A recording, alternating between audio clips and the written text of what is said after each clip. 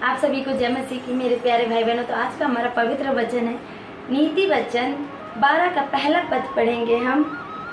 जो शिक्षा पाने से प्रीति रखता है वह ज्ञान से प्रीति रखता है, परंतु जो डांट से वैर रखता है वह पशु सरीखा है। हाँ मेरे प्रिय भाई बहनों, जो मनुष्य शिक्षा पाने से प्रीति रखता है वो अच्छा है। क्यों? क्योंकि ज़िंदगी में शिक्षा बहुत ही ज़रूरी है। और जो डांट फटकार से बुरा मान लेता है वो अपनी ज़िंदगी में शायद काबिल इंसान नहीं बन पाता है। क्यों? क्योंकि शिक्षा पाने के लिए डांट खाना भी ज़रूरी होता है। तो चलिए हम आगे पढ़ते हैं अपना वचन। भले मनुष्य से तो यहोवा प्रसन्न होता है, परंतु बुरी युक्ति करने वाले को वह दोषी ठहराता है। हाँ मेरे प्रिय भाई बहनों, जो मनुष्य मासूम हैं उनसे परमेश्वर प्रसन्न होते हैं, लेकिन जो अपने मन में हजारों प्रकार की युक्ति बनाते हैं, यानी कि हजारों प्रकार के विचार बनाते हैं बेकार, उनसे परमेश्वर घृणा करता है, उनको दोषी ठहराता है। तो आइए हम आगे पढ़ते हैं। कोई मनुष्य दुष्टता के कारण सितर नहीं होता। हाँ मेरी प्रिय भाई बहनों, कोई भी मनुष्य गंदे विचार गंदे चीज़ से आगे नहीं बढ़ सकता, और बढ़ भी गया तो कुछ ही दिन का होता है, कुछ पल का। तो आइए हम आगे पढ़ते लेंगे। परंतु धर्मी की जड़ उखड़ने की नहीं। मेरे प्रिय भाई बहनों, जो धर्मी है, जो सच्चाई से चलते हैं, उनकी ज़िंदगी में चाहे लाखों कष्ट मुसीबत क्यों ना आ जाए, उनकी ज़िंदगी में कुछ नहीं होगा। उनका जड़ जो मजबूत है, मजबूत का मजबूत ही रहेगा। क्यों? क्योंकि उनकी सोच, उनकी विचार सच्चाई की है। उनके मन में कोई ईर्ष्या, कोई घमंड और कोई लाचारी वाली बेकार सी बातें नहीं हैं उनके मन में। जो धर्मी लोग हैं तो उनकी जड़ कभी उखड़ नहीं सकती। ठीक है, तो आइए हम आगे पढ़ते हैं। भली स्त्री अपने पति का मुकुट है, परंतु जो लज्जा के काम करती है वह मानो उसकी हड्डियां के सड़ने का कारण होती है। मेरे प्रिय भाई बहनों, भली स्त्री जो अपने पति से प्रेम करती है, अपने पति के विषय में सोचती है, वो अपने पति का मुकुट है। लेकिन जो अपने पति के रहते हुए भी बहुत सारी कुकर्म करती हैं, गंदे विचार गंदे सोच रखती हैं, तो अपनी हड्डियों को सड़ाने के कारण बनती है। अपनी हड्डी मतलब अपने पति की हड्डी, क्योंकि वो स्त्री अपने पति की हड्डी में से ही बनी है, तो वो अपनी पति की हड्डियों को सड़ाने के कारण बनती है, अपने पति को ख़त्म करने के कारण बनती है। ठीक है, तो आइए हम आगे पढ़ते हैं। धर्मियों की कल्पनाएं न्याय की ही होती है, परंतु दुष्टों की युक्ति छल की है। मेरे प्रिय भाई बहनों, जो धर्मी की कल्पनाएं होती है, जो धर्मी की इच्छाएं होती है, वो न्याय की होती है, सच्चाई की होती है, परंतु जो दुष्टों की युक्ति है वो छल की होती है, छल की बातों की, छल से छलने की, ये सब होती है। आइए हम आगे पढ़ते हैं। जो दुष्टों की बातचीत हत्या करने के लिए घात लगाने के विषय में होती है। हाँ मेरे प्रिय भाई बहन, दुष्ट लोग जो होते हैं वो अपने फायदे के लिए कुछ भी कर सकते हैं।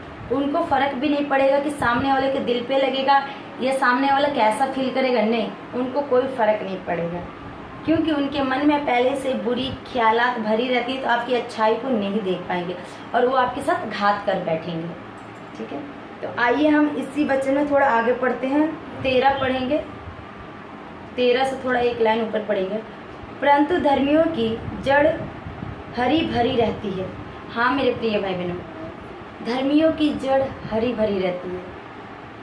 कितनी भी आंधी तूफान आ जाए उसमें कुछ प्रॉब्लम नहीं आएगी, हरी भरी रहेगी। बुरा मनुष्य अपने ही दुर्विचारों के कारण फंदे में फंस जाता है।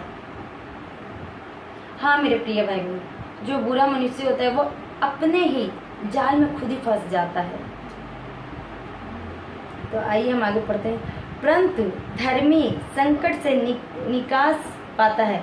हाँ मेरे प्रिय भाई बहन, जो धर्मी लोग हैं उनकी ज़िंदगी में परेशानियाँ तो आएंगी, लेकिन ईश्वर के नाम में वो टिक नहीं पाएंगे।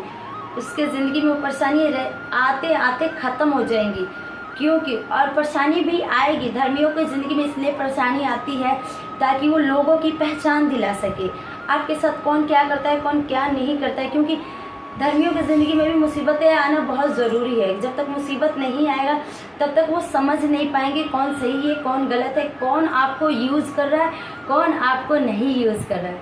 तो परेशानी आना भी बहुत ज़रूरी होता है ज़िंदगी में, ठीक है।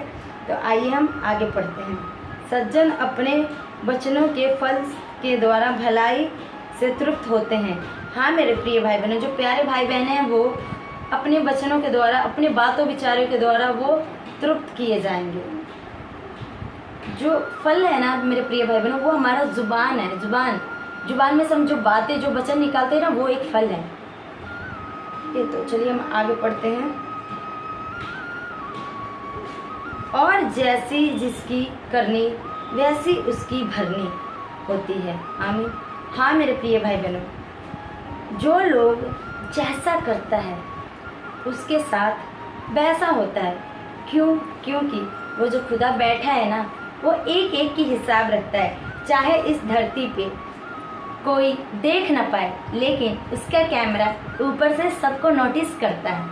तो मेरे प्रिय भाई बहन, आपकी ज़िंदगी में चाहे लाखों परेशानी क्यों ना आए, आप अपने ज़िंदगी में अपने परमेश्वर को कभी नीचा मत दिखाना, क्योंकि परमेश्वर हमारा ताकत है। बहुत लोग कहते हैं कि हम दुआ प्रार्थना तो सब करते हैं, दान दसवां सब देते हैं, लेकिन हमारी ज़िंदगी से परेशानियाँ जाती नहीं हैं। लेकिन मेरे प्यारे भाई बहनों, मैं आपको बता दूँ, परेशानियाँ भी आती हैं तो हमें अच्छी शिक्षा और अच्छी ज्ञान दे के जाती हैं और नवी हिम्मत और नवी ताकत दे के जाती हैं।